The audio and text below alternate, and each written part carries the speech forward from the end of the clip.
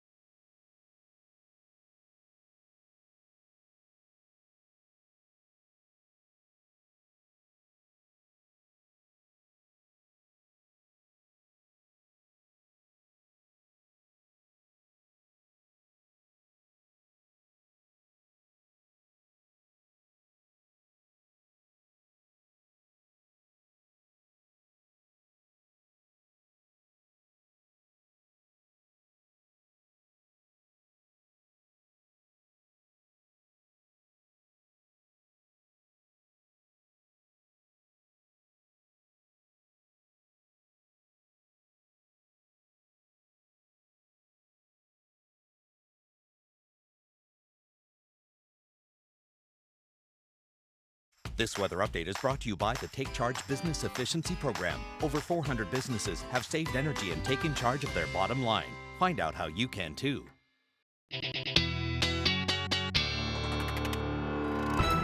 Well, you know, Ryan, a lot of people had the day off today. Yep. It was a beautiful day to have it off. Yep. Some of the rest of us, we're stuck inside. You know, from inside looking out, it did look fantastic. No, thankfully, I did get out a little bit today. No, I popped out as well, and it was pretty warm and like sticky. You've got that muggy sort of almost summer-like temperature feeling. Absolutely. Not bad for October the 9th, and we did break some records today. Not quite here in St. John's, where we were just shy of 20 degrees officially at the airport. We topped out at 19. But record-breaking temps for this October the 9th, the weather station in Terra Nova National Park, as well as Englee and St. Anthony, and a couple of stations, boy, very, very close. One of them, Gander, where they were, that weather station was 0.2 degrees shy of tying the record set back in the early 2000s. Okay. Satellite and radar picture shows the clouds already building in as the remnants of Hurricane Nate, which is now just a remnant low, rolling up the eastern seaboard and already pushing rain into Atlantic Canada. This is our weather maker over the next day or so. Watch as the rains push up as close as the southwest coast by Tuesday morning. It is a wet start there. Cloud cover pretty dominant for everybody else. Some showers building in from a separate trough rolling into Labrador, but that kind of merges into this low as we roll throughout the day on Tuesday. Showers move in, for the afternoon for the Avalon Peninsula, and we are going to be seeing even the risk of a thunderstorm here across the southeast. Shower chances continue for central, western Newfoundland, the northern peninsula, and the southeast. Looks like you folks will stay dry until we move into the evening hours, and this low really starts to wrap up as it moves offshore. So very mild through the overnight tonight. Temperatures in the 9, 10, 11, 12 degree range. Winds light. And again, by around 6, 7 a.m. tomorrow morning, I think the Port-au-Basque down through Burgeo, perhaps the Burin Peninsula into some of those shower chances. And we will see that all marching northeastward through the day. That said, I think St. John's, Trinity Bay, Clarenville, Bonavista, Gander, Grand Falls, Windsor, some sun breaks in the mix, certainly in the morning before this system really moves in, with those shower chances becoming more prevalent into the afternoon and the evening hours, especially across the Avalon and the southeast. Again, Corner Brook and the west coast into those rains pretty early in the morning. We are looking at dry conditions for a bulk of the day. Good portion of it for the Straits and the Marias Harbour region, with showers arriving into the evening. And there's the unsettled stretch through Labrador tomorrow with a few sunny breaks in the north. Now, looking beyond that, watch as this low moves offshore. By the time we get to Wednesday afternoon, that cold air really wrapping in, talking about single-digit temps and highs for the west coast, central Newfoundland. I think St. John's starts in the double digits on Wednesday, but falling temperatures into the afternoon. Some flurries on the go for Labrador. Onshore showers starting to fire up into the afternoon and evening hours, and especially for Thursday across the island. We're going to be talking about some very, very chilly temps and good chance of some flurries mixing in for higher elevations of the island. So first Wednesday, flurry chances in Labrador mixed with some showers. Shower chances along the west coast, just 8 to 10 degrees. Temps falling in through St. John's. And for Thursday, that cold air aloft really fires up those onshore showers for the northeast coast, the west coast. Wouldn't even rule out some grapple mixing in across parts of the island, those snow pellets. And you can see where we're looking at flurry chances in through Labrador as well. We'll take a quick look at that 7-day trend for the island, and we'll, of course, talk about this in a little more detail with your viewer picture coming up at the end of the show. Thank you very much, Ryan. Well, a defense lawyer and mental health advocate says changes coming on segregation policy in prisons are a good start, but more needs to be done.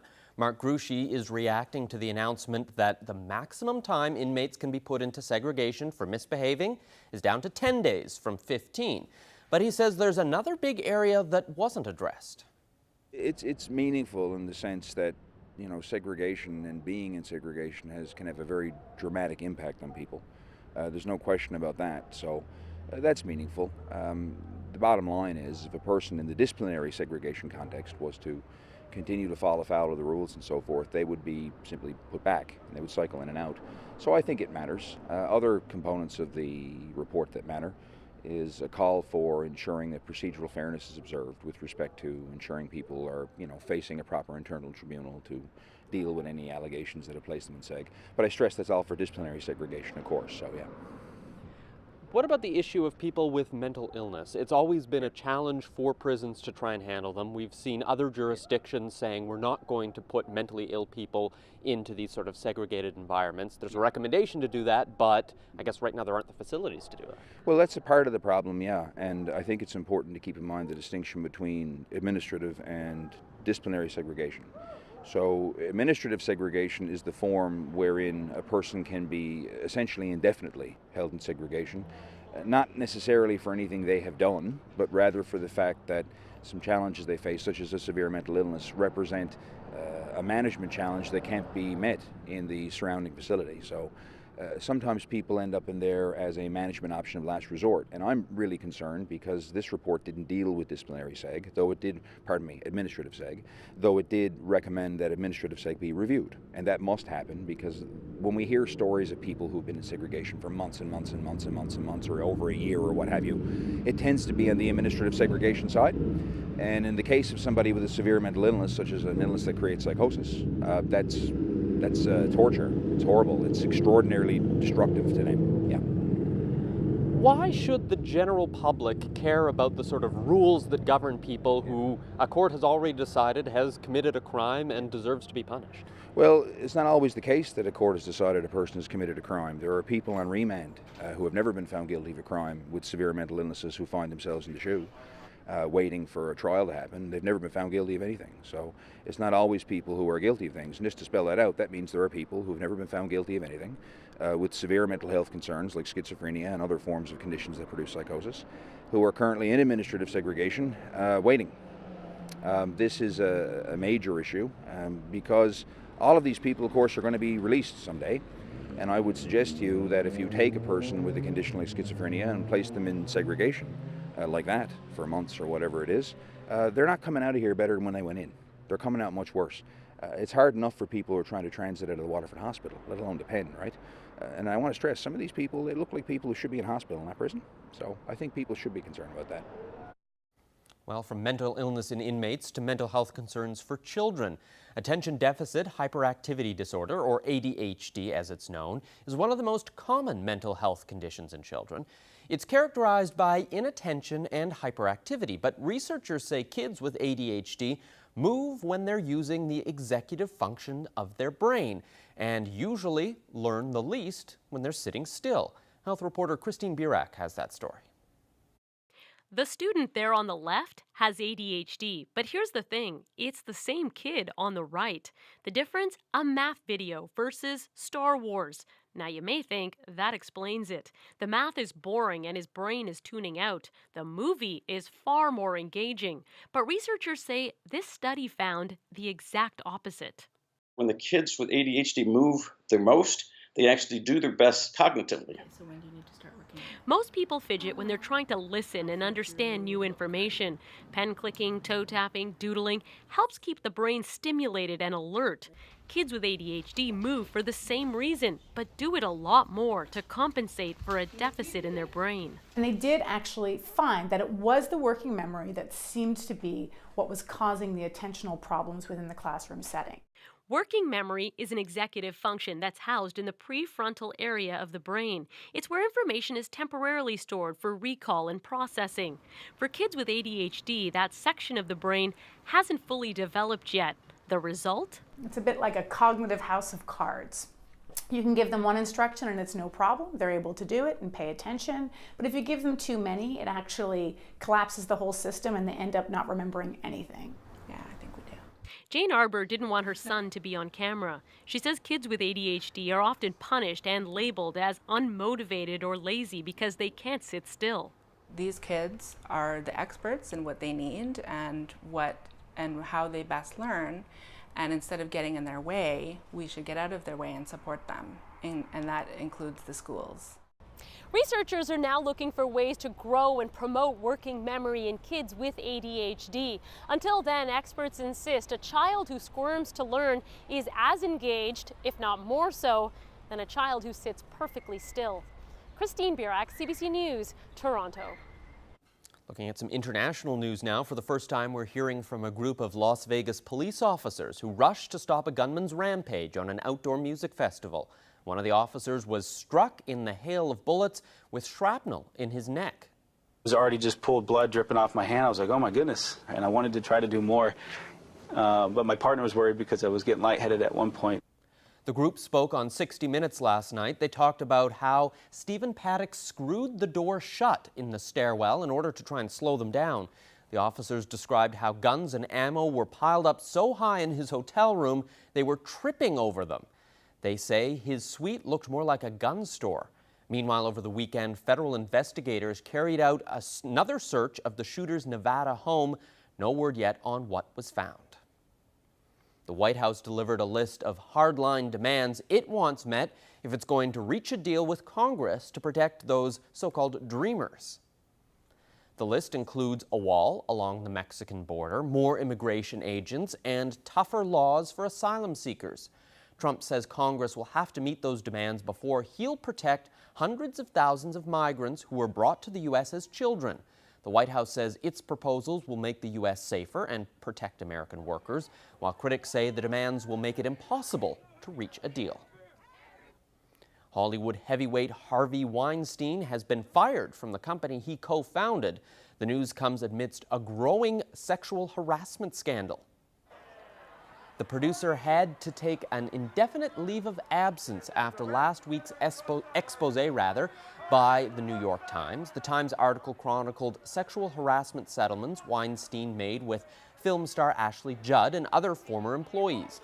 Weinstein made his name with Miramax, a company he founded with his brother before selling it to Disney. The company launched the career of filmmakers Quentin Tarantino, Kevin Smith, and Steven Soderbergh, and won Oscars for Shakespeare in Love and The English Patient.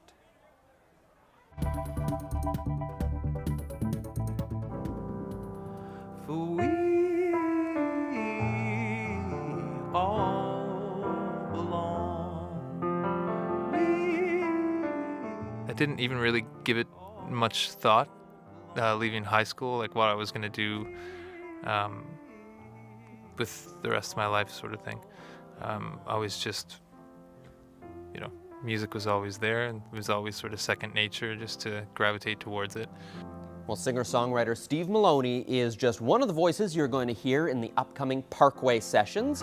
That's our 30-minute Thanksgiving special. It was recorded here at CBC on the Parkway in St. John's, so stay tuned. It all kicks off in about 5 minutes, just after Here and Now.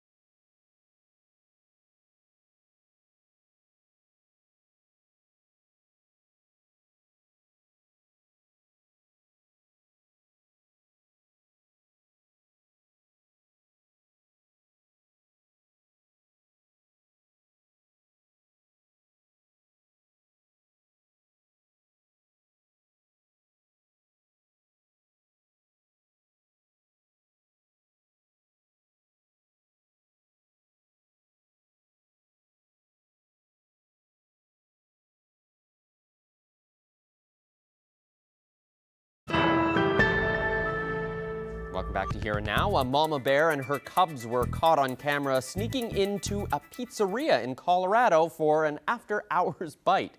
The owner says the town's new bear-proofing dumpsters are to blame. Hungry bears have taken to breaking into businesses and even homes to find food before their winter hibernation. Look at that. Well, back in this province, a young Newfoundland actor is living a dream come true as one of the newest mutants in the X-Man family. The 16-year-old Percy Hines White is starring in the Fox television show The Gifted. He plays a teenage mutant who goes on the run with his family after his abilities are discovered. Hines White is following in the footsteps of his showbiz parents, Sherry White and Joel Thomas Hines. He previously starred alongside his father in the 2014 local film Cast No Shadow. The Gifted airs Monday nights on CTV, and I'm sure we'll be seeing a lot from him in the future. Time now for our young athlete of the day. It's 11-year-old Lucas Royal of Paradise. He's been in karate for 4 years and holds an orange belt with a green stripe. In July, Lucas attended a national tournament held in Kansas City and brought home 3 medals, gold, silver, and bronze. Awesome job, Lucas. You're today's young athlete of the day. Just enough time to show our viewer picture of the day, courtesy of Grace Payne. And this is a beautiful shot coming from Fogo. And a beautiful sunset shot there taken over the weekend.